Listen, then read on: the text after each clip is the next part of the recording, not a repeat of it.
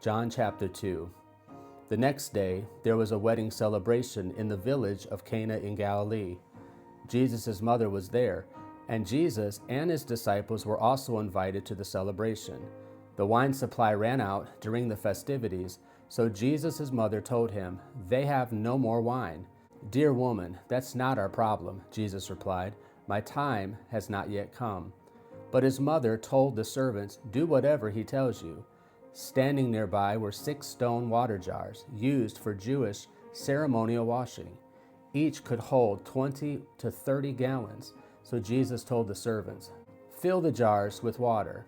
When the jars had been filled, he said, "Now dip some out and take it to the master of ceremonies." So the servants followed his instructions.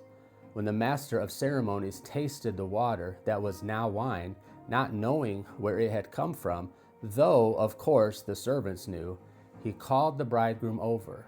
"A host always serves the best wine first," he said. "Then, when everyone has had a lot to drink, he brings out the less expensive wine. But you have kept the best until now." This miraculous sign at Cana in Galilee was the first time Jesus revealed his glory, and his disciples believed in him. After the wedding, he went to Capernaum for a few days with his mother, his brothers, and his disciples. It was nearly time for the Jewish Passover celebration, so Jesus went to Jerusalem. In the temple area, he saw merchants selling cattle, sheep, and doves for sacrifices. He also saw dealers at tables exchanging foreign money. Jesus made a whip from some ropes and chased them all out of the temple.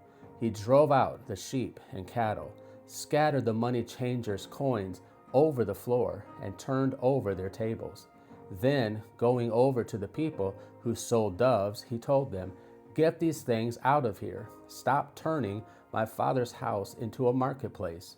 Then his disciples remembered this prophecy from the scriptures, "Passion for God's house will consume me." But the Jewish leaders demanded, "What are you doing?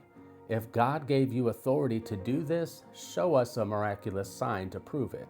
"All right," Jesus replied, "destroy this temple, and in 3 days I will raise it up." "What?" they exclaimed. "It has taken 46 years to build this temple, and you can rebuild it in 3 days?" But when Jesus said this temple, he meant his own body.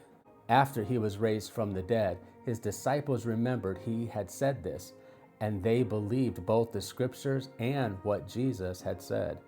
Because of the miraculous signs Jesus did in Jerusalem at the Passover celebration, many began to trust in him. But Jesus didn't trust them because he knew all about people. No one needed to tell him about human nature, for he knew what was in each person's heart.